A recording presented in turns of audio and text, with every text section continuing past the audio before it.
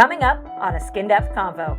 It's something that's very versatile, but I would say as a scientist who teaches how to formulate them, they are really challenging a lot of times to create and keep stable because the ingredients, like I said, oil and water don't mix. So if we do a good job, we can keep them together for a while, but eventually we want to come apart. Split. So there's a lot of science going into how to stabilize, how to create. This is a show focused on educating and inspiring all those in the skincare and beauty industry. But it is also a show for those looking to improve themselves from the inside out. In each episode, we explore the latest trends, breakthrough technologies, and get expert insights within the dynamic world of skincare and beauty. If you're looking to further your beauty education and nurture your passion, you're in the right place. Renowned experts and hosts Metaxia and Francine aim to educate and inspire through their own experiences and are dedicated to enlightening and empowering enthusiasts and professionals in the realm of skincare and beauty. Join the conversation and the fun with A SkinDepth Convo. Welcome to A SkinDepth Convo. I'm Anna Kagarakis. Now today is part one of a special two-part episode where first we'll dive deep into one of the most essential but often overlooked parts of skincare science, emulsions. Then on part two, we'll go into the chemistry side of sunscreen and SPFs. We'll be joined by someone who truly lives and breathes cosmetic science, Dr. Gabriella Baki. She's an associate professor at the University of Toledo's College of Pharmacy and Pharmaceutical Sciences and the program director of their groundbreaking cosmetic science and formulation design major. She teaches both undergraduate and online master's students and leads research focused on topical ingredient delivery, sun protection, and the sensory side of skincare products. Dr. Baki is also a nationally recognized speaker and author with over 45 technical presentations, 55 publications, and a must-read textbook, Introduction to Cosmetic Formulation and Technology. And today we'll talk about the role emulsions play in making skincare products effective and enjoyable to use, and to find out more about her book. So whether you're a skincare pro or just a curious consumer, this is an episode you do not want to miss. And we'll bring in Dr. Baki in just a bit. But first, let's welcome in our expert hosts, part of the founders of Lyra Clinical, Metaxia and Francine. Hello, ladies. First off, before we get started, why is it important to understand emulsions? And why did you actually want to bring in Dr. Baki on the show? I have to say that, we're constantly learning more every day. I mean, we talk to chemists from all over the world, but it's always good to understand that the more we learn, the better we are. Just because we have a formulation that is working and we're selling a top seller for us, but there's always more that we could offer to the consumers and to the professionals. And Dr. Baki brings such a wealth of information to all of us. And it's just really nice to be able to share this with all of our consumers and our accounts and representatives. It's just nice to continue to grow in this industry. So we're excited. We're just really excited to have this opportunity. No, I agree with you, Metaxia. And Anna, it is important for everyone to understand what the universities are teaching, to understand even the beginning parts of skincare, the formulations, how they begin, where they start. So this is where it begins, and then you continue the journey. And this journey goes on forever and ever because there's so many new breakthroughs in science and in skincare. But it's great to understand the base of skincare. And Dr. Baki is going to bring that to us today. And even the word emulsion, to understand how an emulsion is put together and the importance of an emulsion in a base and how it works. So it is wonderful to have her on and to be able to explain this.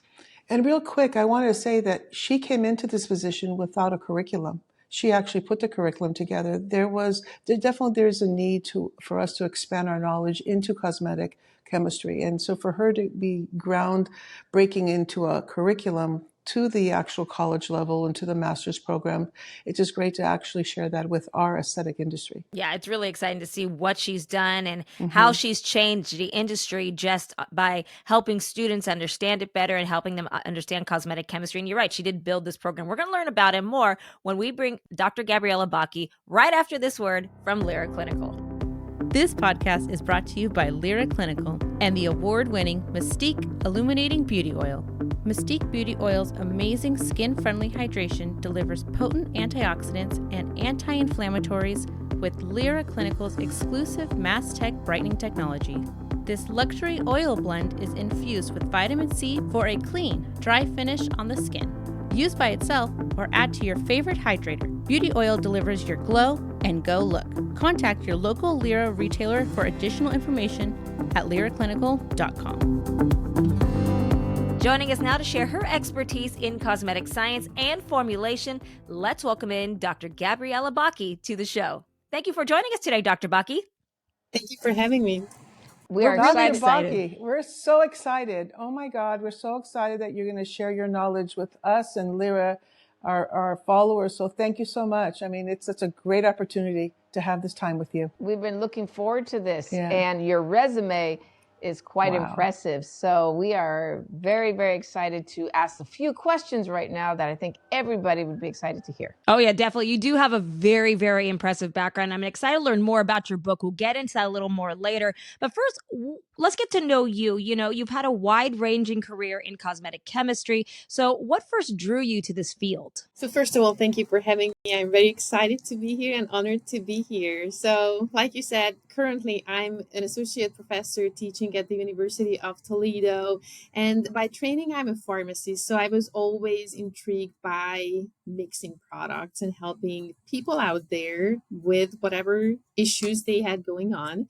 And so when I went to pharmacy school, I realized that I'm more interested in the hands-on creation part of medications and actually filling prescriptions. So then I continued my education. I got a PhD in pharmaceutics, which is the science of how you make medications.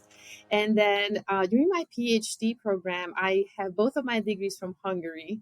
And during my PhD program, I got the opportunity to come to the United States for a 10-week exchange program. And so I came to Toledo. I did some research here, went back, finished up my degrees. And then it just happened that I had an opportunity to come back. And then during that time, I was offered a position here. They were just starting their undergraduate cosmetic science degree, which was the first in the nation, the only at the time in the United States. So I started working on courses we were going to teach, including lectures and labs. And so like I said, I really was interested in pharmacy from probably as around age 7, and it just kind of kept going. I think it shifted directions and really focused on skincare science mostly. I teach pretty much everything from hair care to oral care to makeup to skincare as it is. All of those are included in personal care cosmetics today, but I'm most focused on in my research and interest in skincare.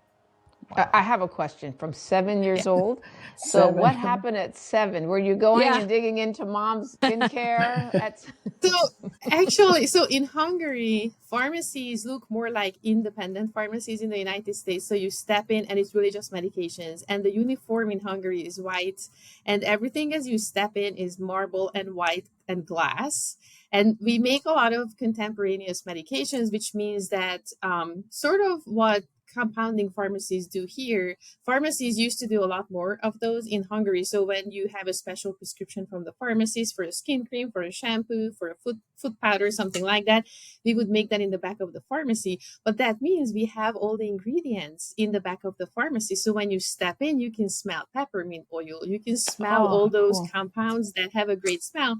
So I was going to a pharmacy with my mom and I stepped in and I looked around and I'm like, wow, this looks so great. It smells so good. This is what I want to do. And they could not change my mind. So it was to me more of just like a dream world in terms of, you know, it sounds silly, but just the way that workplace looked and smelled. And also it sounded so interesting to me that there are people out there who really know what's on a piece of paper and how to read that and interpret that and how to create something that's not on the shelf. And all of that science behind it was so interesting to me. I was always as a kid interested in just looking at the clouds and seeing how they move. And I would ask my parents, like, why are they moving in the sky? Or when my grandma, we used to bake a lot together. So I was looking at her pastries and I'm like, why are they rising in the oven? So I didn't know what science was, but early on I had all these questions for my parents and grandparents. And so I think it was just a curiosity. And I think that's been driving me through. And that's why I think I was more drawn towards research, because it's more problem solving than being in the pharmacy. To being in retail, at least to me, sounded more like a monotone work. You sort of do the same thing every day. It's huge responsibility. It's a great profession. To me personally, I needed a little bit more challenge. So I think that's why I did what I did. I went through the pathways that I went through. And so in Hungary, to really become more knowledgeable about medications, you typically go through the pathway of becoming a pharmacist and then getting a PhD. We did not have bachelor's degrees back then. I don't believe in pharmacy we do today. So it's a very typical pathway. And when my students ask me here, they're like, do I have to do the same thing? I'm like, oh, no.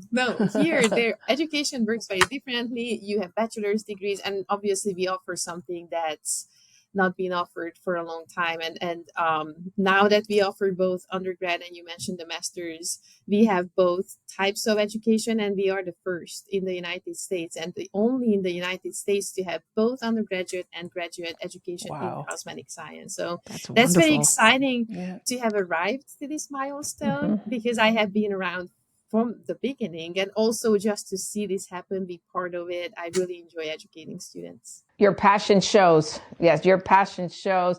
And I could just imagine you as a little girl going into the pharmacy and seeing all of this. And now you are teaching this to students. And that's very, very exciting. I've always loved, I have a passion also for formulations. I think Metaxia does too at the same time. We enjoy seeing something put together and seeing it work. And even the fact that what is an emulsion and why is it important in skincare? And I would love for people to understand what an emulsion is. So emulsions are so common, and that's more of a technical term, I would say, for all your lotions and creams out there. And honestly, today, a lot of the serums that you see, serum is more of a recent from the last 10 years. We call these product forms. The lotions and creams are essentially very similar. They usually differ in their viscosity. So lotions tend to be thinner. They are easier to pour and spread, and creams tend to be thicker. And doesn't mean they are harder to spread, but they hold their shape better. And so why we like them as formulators is because emulsions are made of oil and water, and typically those two things don't mix. As you ever try to clean your greasy dishes at home with just water, not gonna work. You need something to make it remove. So in cosmetic science, we use special ingredients called emulsifiers that are part of surfactants that are able to create these little bridges between the oil and the water phase and emulsify one phase in the other, keeping them peacefully together for a little while. And that little while hopefully is a few years from production to the end of the shelf life until consumers can purchase the product and use up the product. And the reason why we like these products is because a lot of cosmetic active ingredients like niacinamide, vitamin C, retinol, a lot of them don't dissolve in the same phase. Like, for example, most vitamin C types are water soluble, but for example, retinol and like molecules or its compounds or similar retinol-like ingredients are more liposoluble. So emulsions essentially allow us to mix ingredients that typically don't mix. We can put them in two phases and then still create one whole product that has all the ingredients in it. And a lot of times we like water soluble ingredients because they feel different on the skin. They're easier to rinse off as well because they rinse off with water easier. But then a lot of ingredients that are great skin conditioners and moisturizers are oil soluble. But if you've ever tried to put even just coconut oil on your skin, it doesn't feel great. Your skin stays sticky afterwards. You touch any paper, you leave stains behind. So nobody likes that. Right. But by us creating emulsions, we can combine the good water and oil soluble ingredients into one product, and it feels great. It feels great to apply. Your skin feels great once it absorbs, and it's also easy to remove, unlike the liposoluble ingredients themselves. So we like them as formulators because it enables us to mix ingredients that normally don't mix, and consumers like them because of what they feel like. There are a lot of different versions of lotions and creams, and that's something that we teach in the classroom as well, how you can create different textures. The cosmetic industry I usually describe is a luxury industry because we don't really need cosmetic products for survival. I would argue that drug products you do. If somebody has hypertension, you need to take your medication. When it comes when it comes to medications, there is not a choice a lot of times. But when it comes to cosmetic products, a lot of times we intentionally make the choice to purchase and use those products, but that makes it a luxury industry. And when it comes to this industry, we want to cater to customers and we want to create something that they all like. And that's why we have so many different types of moisturizers. We usually discuss it with my students. Why do we need, when you look at just facial moisturizers for oily skin, there are at least 30 brands out there that you can pick from. There are so many product forms. Even if you just look at lotions, they feel so different. Some of them are jellier, some of them are more creamy. And so why? Because we just want to make sure that we are catering everything to the consumer.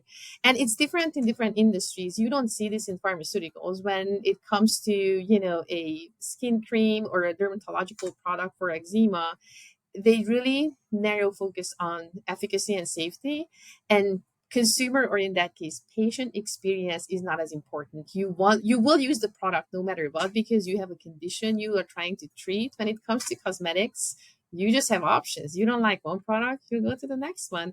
And so emulsions really allow us to make small tweaks and create different textures, from very lotiony to very rich and creamy to more gel-like. I think this gel cream consistency also came in the last 10 years, where a product looks like a lotion, but when you put it on, it more feels like a cream on the skin. So it's something that's very versatile, but I would say as a scientist who teaches how to formulate them, they are really challenging a lot of times to create and keep stable, because the ingredients, like I said, oil and water don't mix. So if we do a good job, we can keep them together for a while, but eventually they want to come apart. Split. So there's a lot of science going into how to stabilize, how to create, and also how to make something that works well with the packaging to create that full experience for the consumer.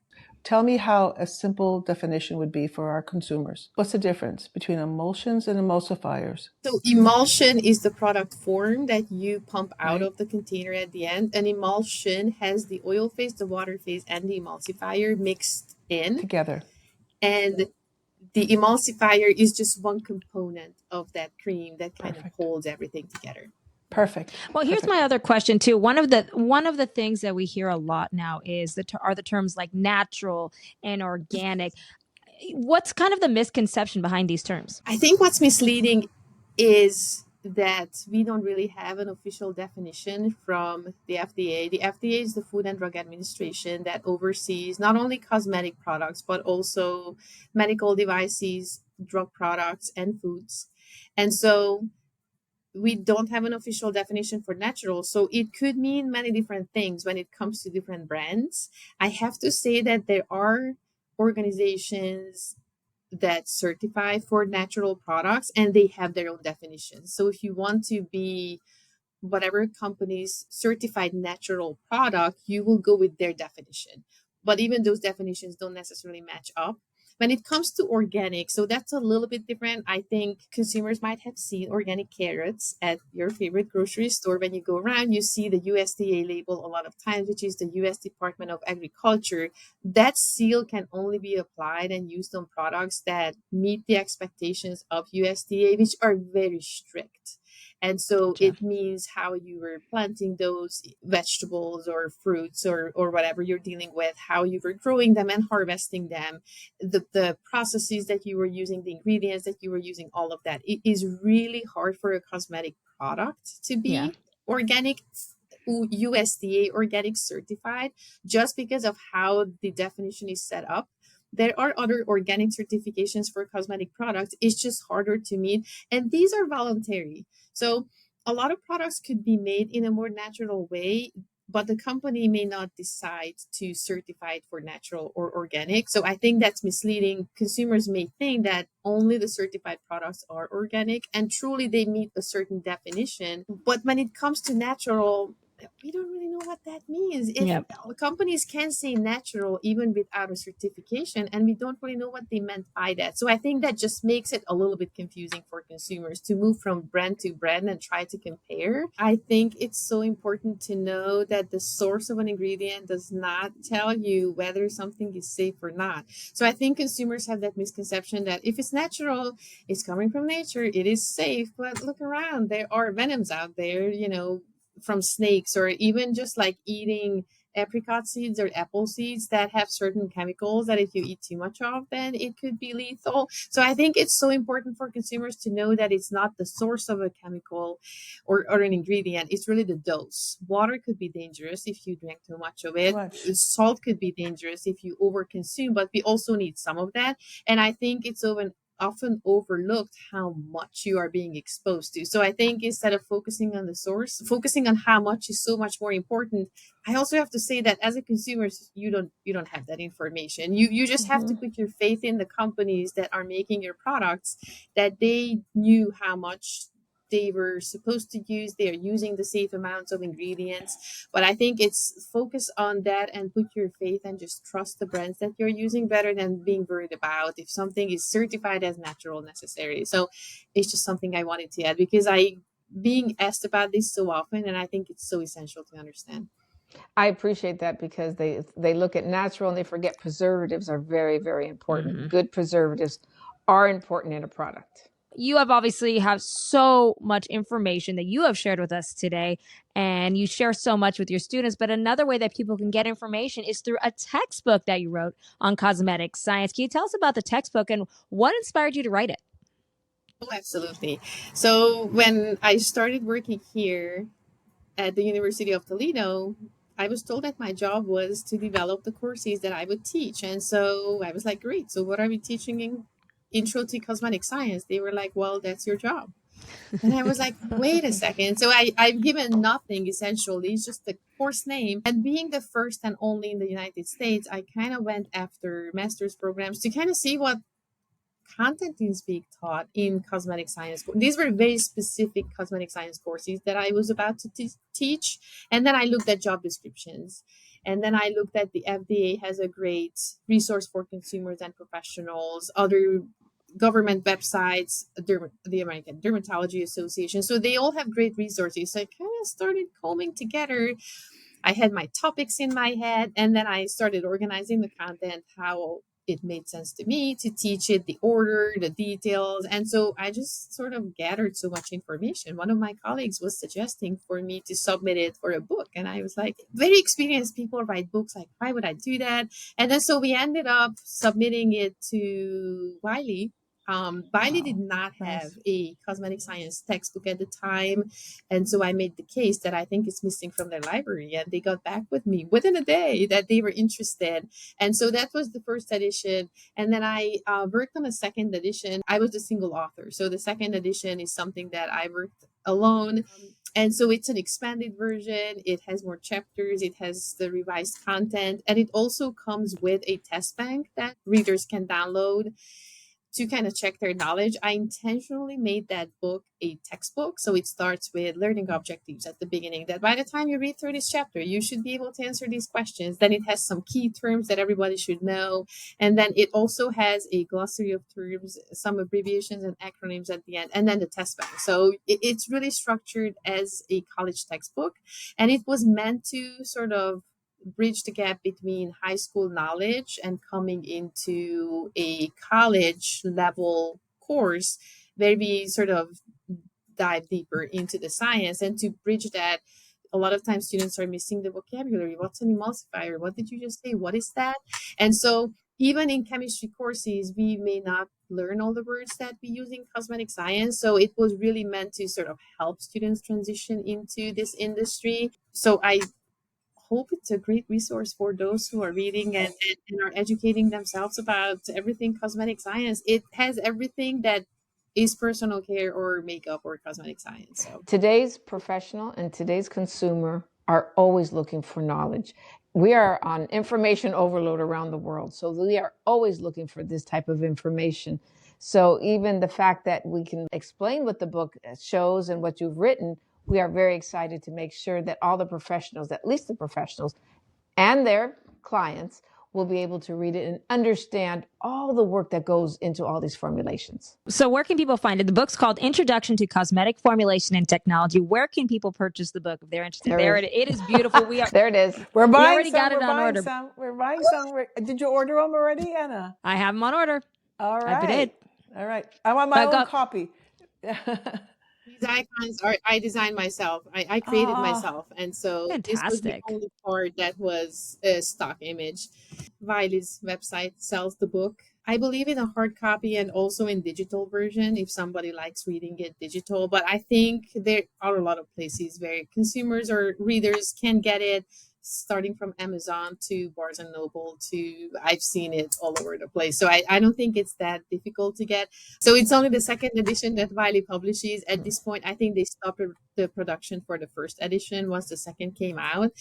And so I would recommend, if anybody is interested. Could you say the title so everybody can see it? This is what I would recommend getting, because this is the updated, expanded version. The Cosmetic Formulations. This is the one thing everybody does today. They get a product, they turn it over, and we look right down the list to see what's in it, see what preservatives they have, what ingredients they have. So it's so important to know what you're looking for.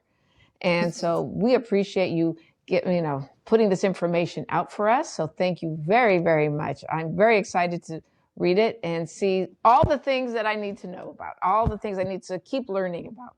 What you did for me is you made it simple, but advanced and professional. I mean, you're talking to us as professionals, but you're also talking to the consumer.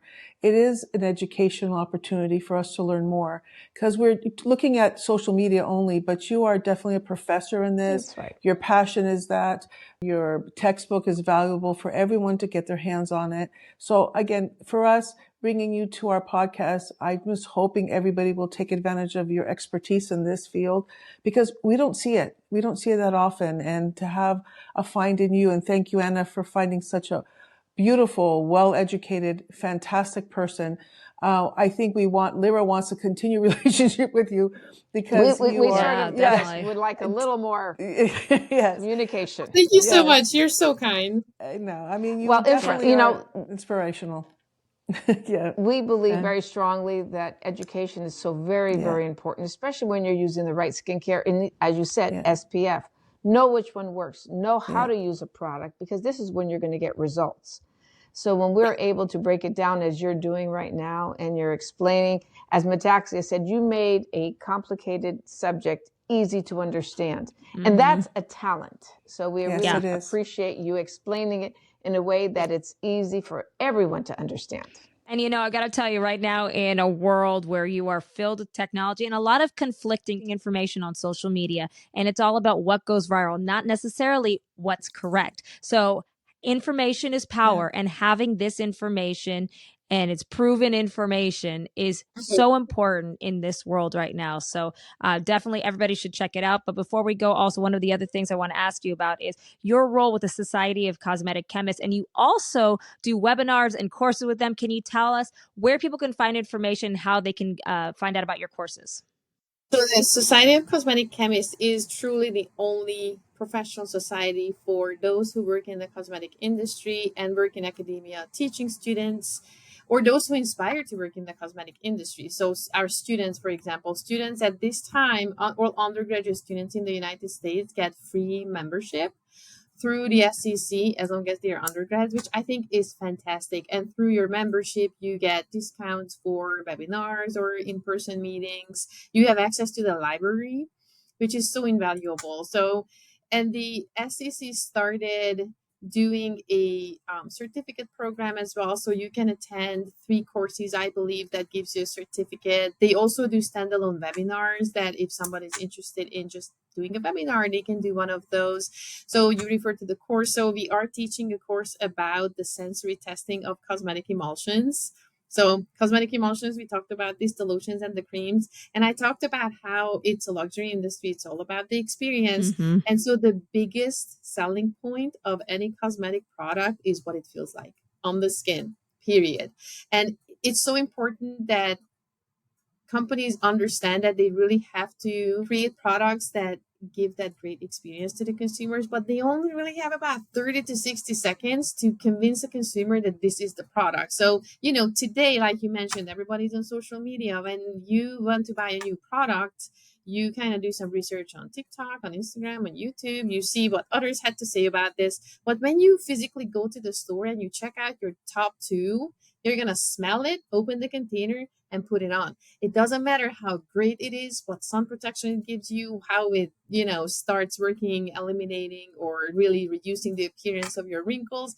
It's about that initial sensory aspect. And so we are teaching the course on how to change that sensory aspect and cater that to your consumer, but also how to test it. I don't think consumers understand how much testing goes into the skin feel of products, not only in cosmetics, but in foods and beverages. When your cookies have the right crunch, or when your yogurt has the just right consistency, that's through vigorous clinical testing and consumer testing. And so we taught a course. The lecture portion was taught a couple weeks ago, and then in New York next week we're teaching the hands-on portion. So, for example, this is a hybrid course that consumers or anybody who's interested, professionals, can sign up for. You listen to the lecture online, and then you come and do some hands-on learning with us. They do a lot of just online education as well, which I think is very convenient for most consumers. So it is, and we are members, and we do take your courses, and this is how we found you. So we're very excited to have you with us today. Thank you so much. Thank you so much for having me. Thank you so much, Dr. Baki. We make sure you can check out the incredible courses and webinars that are offered through the Society of Cosmetic Chemists website. You can see Dr. Baki's courses there as well. Just go to scconline.org. And you can also find her book. Again, it's Introduction to Cosmetic Formulation and Technology by Dr. Gabriella Baki. Thank you so much, Dr. Baki, for joining us today. We really, really appreciate it. A wealth of information. We'll definitely have you back on the show. Thank you so much.